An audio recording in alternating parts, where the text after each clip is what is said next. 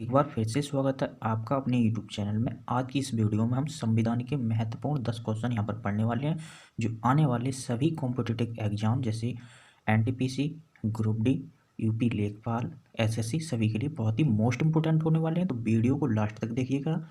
प्रत्येक क्वेश्चन के नीचे उसका एक्सप्लेनेशन दिया गया है, जिसमें एग्जाम ओरिएंटेड क्वेश्चन है। तो चलिए हम चलते हैं अपने क्वेश्चंस की तरफ। पहला क्वेश्चन है, धन विधेयकों का जिक्र संविधान के किस अनुच्छेद में है?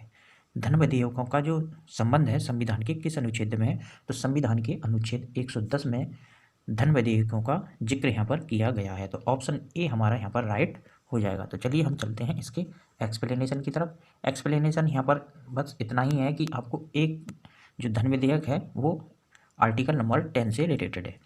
अगला क्वेश्चन है हमारा, भारत के अटॉर्नी जनरल से संबंधित। भारत के अटॉर्नी जनरल यानी कि महान्यायवादी का कार्यकाल कितना होता है?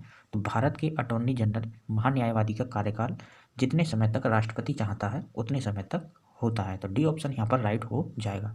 चलिए दोस्तों हम चलते हैं इसके एक्सप्लेनेशन की तरफ। एक्सप्लेनेशन में क्या है, इसमें कहा गया है जितने समय तक राष्ट्रपति चाहे उतने समय तक महान्यायवादी राष्ट्रपति की इच्छा अनुसार कार्य करता है। इसका कोई भी निश्चित कार्यकाल नहीं होता है। राष्ट्रपति की प्रसाद पर्यंत तक कार्य करता है। जब तक राष्ट्रपति प्रसाद बांटते हैं तब तक ये रहता है। जब उनकी इच्छा खत्म हो जाती है प्रसाद बांटने की, तब इसको हटा देते हैं। तो चलिए हम चलते हैं यहाँ पर नेक्स्ट क्वेश्चन की तरफ। अगला, चलिए दोस्तों ये हमारा तीसरा क्वेश्चन है। दोस्तों तीसरे क्वेश्चन में क्या कहा गया है? दोस्तों भारत में एक विधेयक संसद का अधिनियम बन जाता है। देखो, जब संसद सत्र नहीं चल रहा होता है तब एक विधेयक लाया जाता है, राष्ट्रपति विधेयक लाता है। अब वो अधिनियम कब बनता है? जब इसको क्या कहते हैं, जब इसे राष्ट्रपति की सहमति प्राप्त हो जाती है। तो सी ऑप्शन यहाँ पर राइट हो जाएगा। जब विधेयक को राष्ट्रपति की सहमति प्राप्त हो जाती है तब ये अधिनियम बन जाता है दोस्तों। तो चलिए हम चलते हैं नेक्स्ट क्वेश्चन की तरफ। चौथा क्वेश्चन हमारा है दोस्तों, पहले इसकी एक्सप्लेनेशन देख लीजिए। इसमें कहा गया है जब इसे राष्ट्रपति की सहमति प्राप्त हो जाती है तब विधेयक अधिनियम बन जाएगा। विधेयक के लोकसभा उसके बाद राज्यसभा में पेश होने के बाद राष्ट्रपति की सहमति के बाद विधेयक कानून बन जाता है। कानून जब बनेगा राष्ट्रपति सिग्नेचर करेगा, उसके बाद ही क्या बनेगा, यहाँ पर कोई भी विधेयक कानून बनेगा। तो चलिए हम चलते हैं दोस्तों चौथे क्वेश्चन की तरफ। चौथा क्वेश्चन हमारा, भारत में आपातकाल का सिद्धांत किस देश से लिया गया है? तो ये क्वेश्चन आपातकाल से है। तो आपातकाल से हमारा आपातकाल कहाँ से लिया गया है? सबसे पहले देखो ये भाग कितने में है, भाग 18 में है। भाग 18 में 3 प्रकार के आपातकाल हैं, 352, 356 और 360। ये हमारे आपातकाल हैं।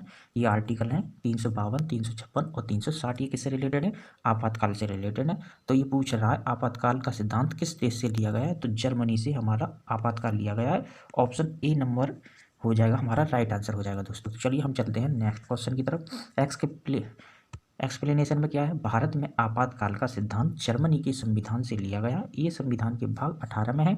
इसके अनुसार जब आंतरिक अथवा बाह्य कारणों से देश की सुरक्षा को खतरा हो तब राष्ट्रपति पूरा देश अपने हाथ में ले सकता है। तो देखो 352, इसमें 352, 356 और 360, ये हमारा 360। तो तीनों आर्टिकल मैंने बता दिया आपको आपातकाल से रिलेटेड है, जिसमें कि 360 जो है ये वित्तीय आपातकाल है और जो 356 है ये इमरजेंसी है। ठीक है, तो ये क्या हो जाता है, इमरजेंसी होता है 356। तो भाग 18 से किससे रिलेटेड है? आपातकाल से। कहाँ से लिए गए हैं आपातकाल? आपको क्या चीज़ ध्यान में रखनी है, एक तो भाग 18 ध्यान में रखना है, किससे रिलेटेड है? आपातकाल है।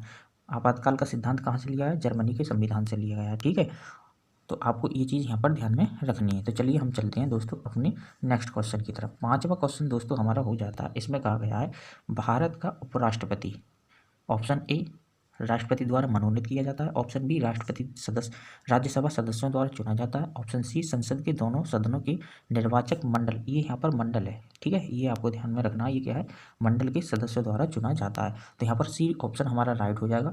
जो हमारी लोकसभा और राज्यसभा इन दोनों की जो निर्वाचक मंडल होते हैं, ठीक है, उनके द्वारा यहाँ पर चुना जाता है। तो आपका सी ऑप्शन राइट हो जाएगा, सी ऑप्शन राइट।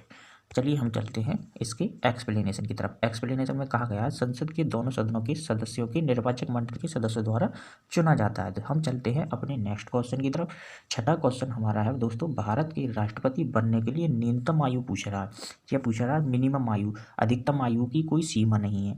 ठीक है, तो जो हमारा राष्ट्रपति बनेगा उसके लिए मिनिमम मिनिमम एज की बात करें, मिनिमम एज कितनी होगी 35 साल, और मैक्सिमम कोई सीमा नहीं है, कोई सीमा नहीं है मैक्सिमम की, कोई सीमा नहीं है।